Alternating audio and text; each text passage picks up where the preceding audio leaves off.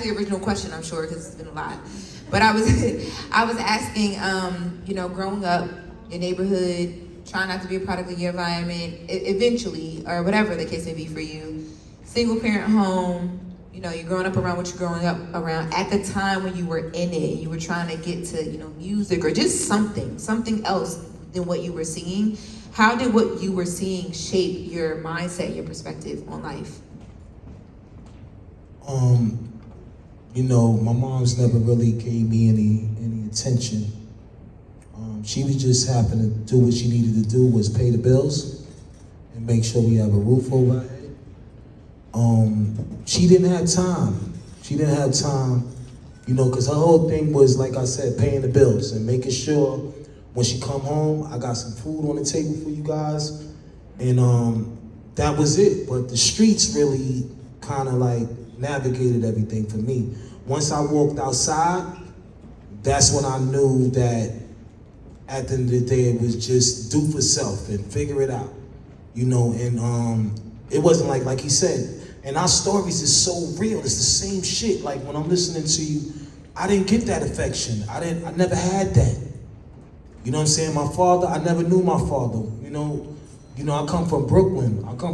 And it's like, at the time when my mother had me, she told me, she was like, your father ain't got shit to do in your life. She don't, you know, the only thing he did was give you your name and the respect that his name held in the streets. But my father was a hustler, so he was getting in the shit. But the bottom line was when I moved to Staten Island, it was just me and my mother. And you know, she worked in the World Trade Center, so she didn't really have no time for me. She had to do what she had to do. And her thing was, you know, be home before the lights get off, before the light come on, and, you know, ravioli and all that shit. You know what I'm saying? Yo, the food is there or whatever. So I was just doing whatever I needed to do to make sure that she felt like I was respecting her. I was doing what I needed to do, but the streets raised me.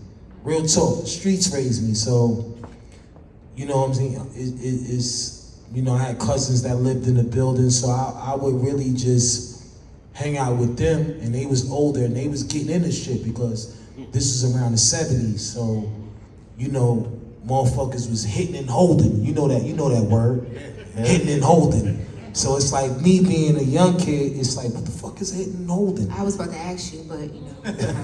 What the fuck is hitting and holding? But the bottom line was that I didn't get no attention. You know what I mean? It was just that I knew she loved me. I didn't get that affection, but it was just that, you know what? You're going to learn according to what you see. And you know, my mom, she never really had no solid relationships because she was aggressive, because they used to drink, they used to do them, go party, whatever the case may be. So I was always like stay in the room when it come down to, you know, shit that they was dealing with. But as far as everything else, I think I just went through everything just based on the street level, like just coming outside and just opening my eyes and seeing, okay, OGs is doing this. Cats our age is just growing up young, and sports is the shit. And that's where, you know, things started to open up for me, because it was like, yo, just be a kid.